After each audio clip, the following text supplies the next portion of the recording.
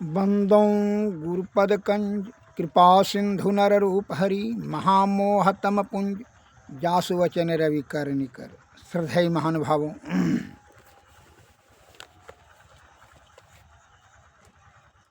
श्री जवाल दर्शन उपनिषद सामवेद का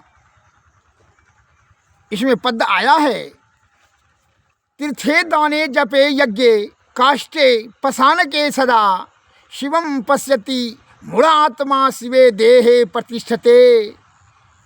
अर्थात वह शिव तो शरीर में विद्यमान है, पर मूर्ख लोग तीर्थ में, दान में, जप में, यज्ञ में, काष्ठ में और पाषाण में शिव देखते हैं। संत महात्मा लोग कहते हैं ये शरीर में विश्व पूरा ब्रह्मांड समाहित है, लेकिन अज्ञानता के कारण से अत्र तत्र भटक कर करके अपने बल बुद्धि और आयु को व्यर्थ में खर्च कर देता है। चित्त की एकाग्रता 10वें द्वार में होती है। ये शरीर में 14 इंद्रियां हैं, अरे इंद्रियों से परे ईश्वर है। तो इंद्रियों के अधीन में हो गए हो। ये जीवात्मा मन और माया के कुसंगति में भटक कर करके परमात्मा की रास्ता ही भूल गए हैं। वह संत ही आपको बताएंगे कि जीवात्मा को परमात्मा की प्राप्ति कैसे होगी। अंतर्मुखी अंतर साधना से ईश्वर की प्राप्ति कर सकते हैं। जब विषयों के परे हो जाएंगे, जब सभी इंद्रियों की कुसंगति छूट जाए, तो ऐसे इंद्रियों के कुसंगति में यह जीवात्मा अंधकार प्रकाश है और शब्द मंडल के पर्दे में चला आया है। अब इनको रास्ता ही नहीं मालूम हो रहा है, इसलिए विषय की तृष्णा की तृप्ति करने में लग जाने के कारण से विषय से आसक्ति हो जाती है और आवागमन के चक्कर में नाना प्रकार को दुख को भोगना पड़ता है। जब तक कि सद्गुरु की कृपा नहीं होगा तो विषय का त्याग, ब्रह्म तत्व का दर्शन, सहज समाधि अवस्था असंभव है। इसलिए संत महात्मा लोग कहते हैं कि तीनों लोकों नो खंड में गुरु से बड़ा न कोई, करता जो ना करी सके गुरु करे से होई। श्री गुरु पद नख मणि गण ज्योति सुमरत दिव्य दृष्टि होती। हे भाई, गुरु के पद का नख का तू ध्यान कर। गुरु और भगवान में कोई अंतर नहीं है। बिना गुरु की कृपा से तुम ब्रह्म तत्व का दर्शन प्राप्त नहीं कर सकेगा। उनकी कृपा से ही वह जुक्ति प्राप्त करेंगे। जुक्ति से भक्ति की, तो भक्ति से तभी मुक्ति। संतों ने कहा तू अत्र तत्र भटक कर करके मृग तृष्णा की भांति अपना कीमती समय, बल, बुद्धि और आयु को व्यर्थ में खर्च कर देता है और अनंतः विषय की आसक्ति के कारण से आवागमन के चक्कर में फंस करके जीवात्मा की दुर्गति होते ही रहती है। इसे संत महात्मा कहते चित्त की एकाग्रता 10वें द्वार में होती है। तू 9वें द्वार जानता है, अरे 10वें द्वार से जो यह भ्रिकुटी दोनों भवों के बीच में प्रणव बिंदु, आधार केंद्र, आधार शक्ति वही है। यहाँ 3 नाड़ी है, इंगला पिंगला और सुषमना। बायां दायां जो है इंगला पिंगला, बीच वाली नाड़ी सुषमना है, जिसे 10वें द्वार कहते हैं। चित्त की एकाग्रता 10वें द्वार में होती है और इस 10वें द्वार का पता संत बतलाएंगे। वहीं से चलना होता है और प्रभु के पास है। आप भी वहीं हैं, कहीं दूसरी जगह नहीं। अगर उसको हम पालें तो मालूमाल हो जाएं, लेकिन हम उधर चल नहीं रहे हैं और विषयों की ओर दौड़ रहे हैं। इसलिए हम कंगाल बने हुए हैं। मैं एक पर एक लघु कथा कह रहा हूँ। अज्ञानता के कारण से ईश्वर प्राप्ति करने का रास्ता ही भूल गए हैं और इसीलिए काम, क्रोध, मद, मोह, लोभ, ईर्षा, राग, द्वेष के चक्कर में फंस कर करके विषय से आसक्ति हो जाती है और दुर्गति। एक उदाहरण देते हैं। एक भिखारी 30-40 वर्षों से भीख मांग मांग कर खाता था, बड़ा कष्ट। एक ही जगह जो है वह चट्टो डमकोला टांग कर करके रहता था, बड़ी भीषण कष्ट सहा, दरिद्रता से झुलसते रहा। वह एक ही जगह पर रहता था, रोज आकर के भीख तीख मांगता था, दिन भर वो एक ही जगह आकर रहता था। वह बहुत दिन बीत जाने के बाद जो है उसका शरीर छूट गया, वह मर गया। मर जाने के बाद जो है नगर पालिका वाला है उसको उठवा कर करके लाश को फेंकवा दिया और उस जगह देखा कि बहुत गंदा कर रखा है। भिखारी ने उसको कहा कि जो है इसको 3 हाथ मिट्टी जो है खुदवा करके इसको 3 हाथ मिट्टी फेंकवा, बहुत अपवित्र गंदा कर दिया है। जो मलमूत्र त्याग कर करके बहुत दूषित कर दिया कप पसीना से, इसको जो है इस जगह हटाओ इसको। जब उसको 3 हाथ मिट्टी फेंकवाया तो वहाँ देखा कि खजाना था, सोना चांदी हीरा मोती का 7 कलसी में खजाना छिपा हुआ था। नगर पालिका ले गया, सरकार को सौंप दिया गया। उसी प्रकार उसी जगह से और उसी जगह वह भिखारी 40 वर्ष तक दरिद्रता से झुलसते रहा, भीख मांग करके खाते रहा बड़ा कष्ट से। ठीक है, इस वही गति होता है साधारण मस्तिष्क वाले का।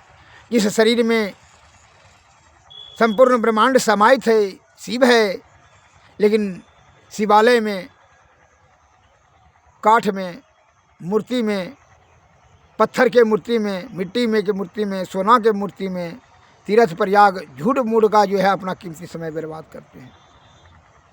संत के शरण में जाएं तब उन्होंने बताएंगे कि सुषुम्ना नाड़ी में कैसे सुषुम्ना नाड़ी से प्रवेश करते हुए अंधकार, प्रकाश और शब्द मंडल, तीनों मंडलों के पार, तीनों हाथ या तीनों लपेटों के पार जब ऊपर जाओगे तब आदि अनहद शब्द मिलेगा। अनहद शब्द में जो ध्वनि होती है, उस ध्वनि में जो ज्योति होती है, उसी में मन का लोप हो जाएगा, लय हो जाएगा। तब वहाँ से यह निर्मल और शुद्ध पवित्र हो जाएगा। कौन? जीवात्मा। तब जीवात्मा जब पवित्र हो जाएगा, सभी इंद्रियों से कुसंगति छूट जाएगी, तब आदि शब्द की प्राप्ति होगी। और आदि शब्द प्राप्त हो जाने के बाद फिर जो है जन्म मरण के चक्कर में नहीं फंसना पड़ता है। आदि शब्द का अंत नहीं होता है। सुषुप्ति, जागृत, स्वप्न अवस्था में आदि शब्द जब प्राप्त हो जाता है तो वह प्रारंभ ही रहता है। वो धीरे धीरे जब निशब्द में परिणत हो जाता है, केवल परम पद की प्राप्ति होती है, अर्थात तब मुक्ति कहते हैं उसी को, मोक्ष। फिर जन्म मरण के चक्कर में नहीं आना पड़ता है। इसके लिए संत के मार्गदर्शन परमावश्यक है। इसलिए अंदर में ही खोजो भाई, इधर उधर खोजने की ज़रूरत नहीं है। नहीं तो भिखारी के तरह जिस तरह से कष्ट अपने आयु तक भोगते रहा, खजाना रहते हुए पर भी, उसी प्रकार जो है मनुष्य की दुर्गति हो रही है। अंदर में ही है आनंद और ईश्वर परमानंद, लेकिन वह विषय की जो है कुछ संगति में फंस करके उसकी तृष्णा को तृप्ति करने में ही अपना कीमती समय को व्यर्थ में नष्ट कर देता है और भारी भीषण दुख भोगता है। आवागमन, मल मूत्र, कफ पसीना के चक्कर में शरीर बार बार उदर कुंड में मल मूत्र बीच कुंड में लटकना पड़ता है, उल्टा टेंगरी माँ के गर्भ कुंड में, जिसके कारण से बहुत कष्ट भोगना पड़ता है। इसलिए संतों ने कहा, निज तन में खोज सज्जन, बाहर ना खोजना, अपने ही घट में हरि अपने में खोजना। निज तन में खोज सज्जन, बाहर न खोजना। दो नैन नजर जोड़ी के एक नोक बना के, अंतर में देख सुन सुन सुन, अंदर में ही खोजना। तिल द्वार पर तक के सीधे सूरत को खींच लाओ, अनहद धुनों को सुन सुन चढ़ चढ़ के खोजना, निज तन में खोज सहजन बाहर न खोजना। बजती है 5 नौबतें सुनी एक एक को, प्रति एक पे चढ़ी जाए के निज दाह खोजना। पंचम बजे धुर घर से जहाँ आप विराजे, गुरु की कृपा से मैं ही तह पहुँची खोजना, निज तन में खोज सहजन बाहर न खोजना। ये भाई बाहर नहीं, निज तन अपने अंदर में खोजो। इसलिए अंतर्मुखी अंतर साधना से ही यह चित्त दशम द्वार को प्राप्त कर करके सुषुम्ना नाड़ी में ध्यान करें। सुषुम्ना ही ध्यान ही परम गति है, पराध्यान है, श्रेष्ठ है। इसलिए सुषुम्ना ध्यान करें। यह बिना गुरु की कृपा से संभव नहीं है। इसलिए संतों ने कहा, बिना गुरु की कृपा पाए नहीं जीवन उधारा है। फंसी श्रुति आई सम फांसी, अयन सुधी अपनी नासी। भई भव सोग की वासी, कठिन जहाँ ते उधारा है। बिना गुरु की कृपा पाए नहीं जीवन उदार है। गुरु निज भेद बतलावे, सूरत को राहवर दर्शावे। जीव हित आप ही आवे, सूरत को आई तारा है। बिना गुरु की कृपा पाए नहीं जीवन उदार है। गुरु हितु है, गुरु पितु है, गुरु जीव ही के मितु है।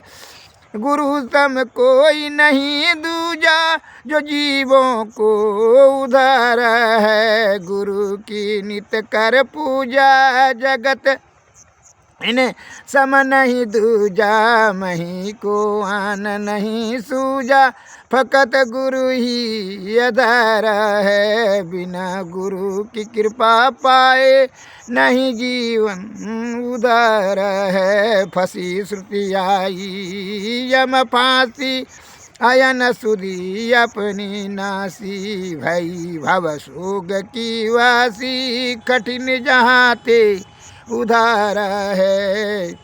बिना गुरु की कृपा पाए नहीं जीवन उधार है। श्री सद्गुरु महाराज। नित्य प्रति सत्संग कर ले प्यारा, तेरा कार सरे सारा। सार कार्य को निर्णय करके धर चेतन धारा। धर चेतन धारा पिंड के पारा, दसम दुआरे का। ज्योति जगी जावे, यति सुख पावे, शब्द सहारे का। लख बिंदु नादत त्रय बंद देखे, सुनो सुनो मैं ही ब्रह्मनाद का धारा। सहारा आपन तन में ही, नित्य प्रति सत्संग कर ले प्यारा। तेरा कार सरे सारा। श्री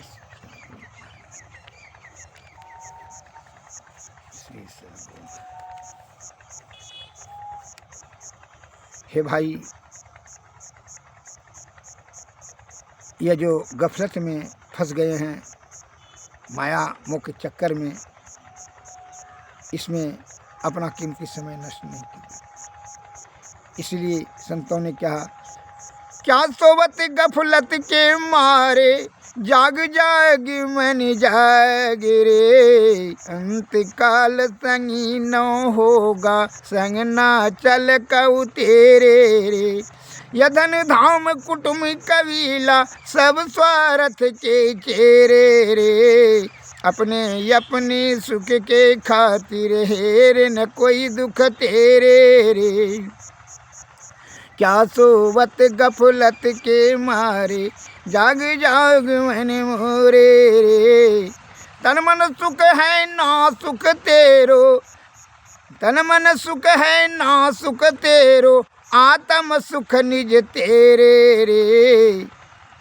तू तन मन सुख निज के जान्यो भयो काल के चेरे रे। दृढ़ प्रतीति प्रीति करि गुरु से कर सतसंग सवेरे रे। यही विधि भव फंदा कट जई है, यही विधि भव फंदा कट जई है। कहता हित तेरे रे, क्या सोवत गफलत के मारे। जाग जाग मन मोरे रे।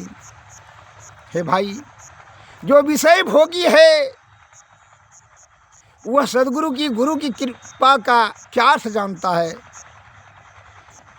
इसलिए संत महात्मा कहते हैं, संत त्रिकालदर्शी होते हैं, तो यह नाशवान शरीर से मोह और इस शरीर से विषय की तृप्ति करने में अपना कीमती समय बर्बाद करते हैं।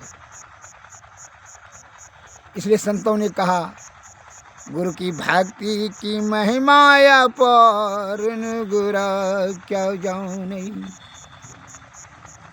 गुरु की भक्ति की महिमा पर निगरा क्या जाऊं नहीं। गुरु की भक्ति आती है झीनी, जैसे जैसे मकरी की तार। गुरु भक्ति की महिमा पर निगरा क्या जाऊं नहीं। भव जल नदिया अगम बह धरवा, भव जल नदिया अगम बह धरवा, इसमें 84 की धार। गुरु भक्ति की महिमा पर निगरा क्या जाने। बिनु गुरु भक्ति परे जम फांसी, जम का खाएगा मार। गुरु भक्ति की महिमा पर निगरा क्या जाने।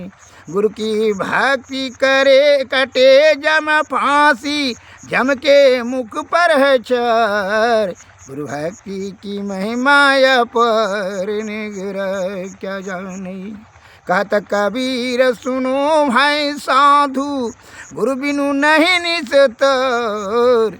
गुरु भक्ति की महिमा पर निगरा क्या जाने। हे भाई, गुरु का भक्ति से ही वह युक्ति बताएंगे।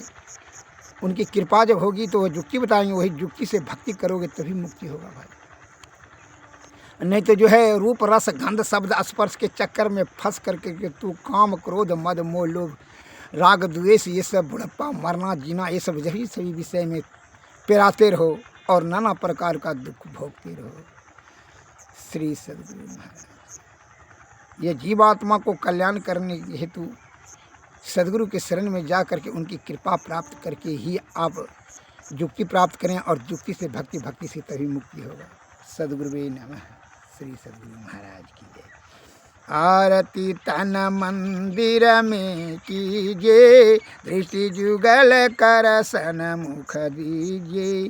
चमके बिंदु सूक्ष्म यति उजल, ब्रह्म ज्योति अनुपम लख लीजिए। जगमग जगमग रूप वरमंडा, निरखी निरखी ज्योति तज दीजिए। शब्द सूरत अभ्यास सरल तर, करिकारी सारा सवाद गही लीजिए। ऐसी जुगति काया गढ़ त्यागी, भव भ्रम भेद सकल मल छीजी। भव खंडन यारति यह निर्मल, करिमे ही अमृत रस पीजी। आरती मंदिर में कीजिए, दृष्टि जुगल कर सन्मुख दीजिए। श्री सद्गुरु महाराज की जय।